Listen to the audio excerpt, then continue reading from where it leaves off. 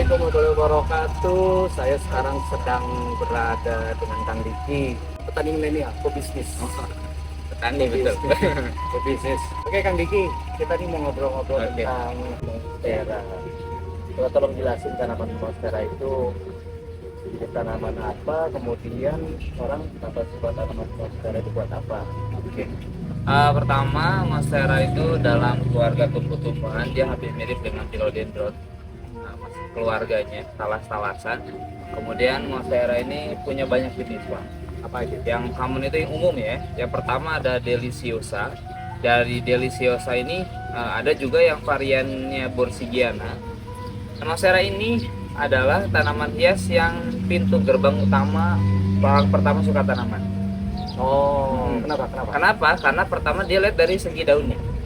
Nah, orang kenapa suka jenis daunnya itu bolong-bolong, belah-belah, dan menurut mereka ini bahasa kitanya estetik, gitu. Buat taruh di rumah. Jadi mereka kepincut dari belah daunnya, kayak gitu. Kemudian kalau udah gede, kalau udah rimbun, itu keren banget buat jadi ikon di sebuah rumah, hias rumah kayak gitu. Kenapa banyak orang yang suka monstera? Kayak gitu. Tapi gini, katanya pasar tanaman hias tuh sekarang sedang turun nih. Ini kalau monstera ini gimana? Oke, sebenarnya bukan turun, tapi back to normal. Nah, back to normal tuh gini, jadi monstera itu dari segi harga ya dia tidak bisa dihargai terlalu tinggi. Iya. Kalau kemarin kan misalkan ada monstera yang harganya sampai ratusan ribu, kecil juga ya, ada yang jutaan gitu ya. Itu over high, over price gitu, terlalu tinggi harganya. Nah, kalau sekarang posisinya harganya normal segitu. Wajarnya segitu. Karena memang harga tanaman ini tergantung supply dan demand. Gitu ya. Kalau misalkan demandnya lagi tinggi, barangnya sedikit, pasti mahal tuh. Kayak kemarin waktu Covid, tinggi satu daun 100.000. Tingkat penjualannya gimana? Oke, kalau tingkat penjual pasti lebih tinggi pas Covid. Karena kalau Covid itu tinggi banget lah. Kalau sekarang lebih ke rata-rata aja. Kalau saya main di yang biasa yang hijauan kayak gini, ini bisa sekitar di 50 sampai 150 sampai 200 per bulan. 200 piece Ya. per bulan. Campur ya, yang gede yang kecil 200 piece lah. Karena kita juga kurang. Harga rata-rata? Harga rata-rata yang kecil mulai 45.000 sampai dengan harga 350.000 lah. Apa ya? Mulai 200, oke lumayan.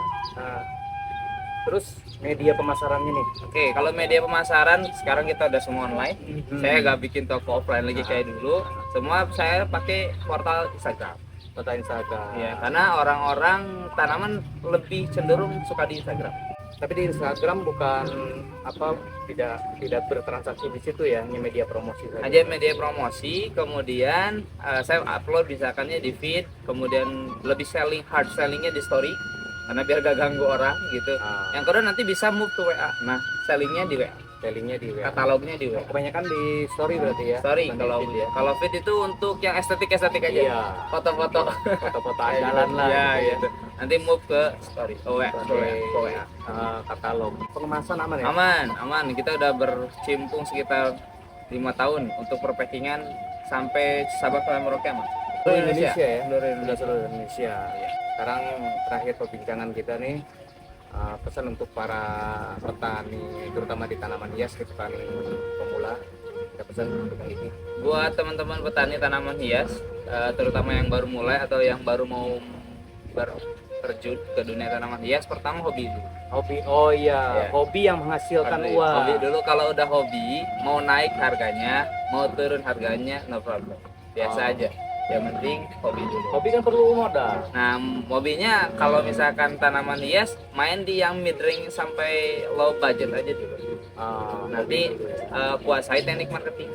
Berarti kalau mikirin dulu kalau beli tanaman sekian dijual sekian capek ya? Capek dulu. Capek banget.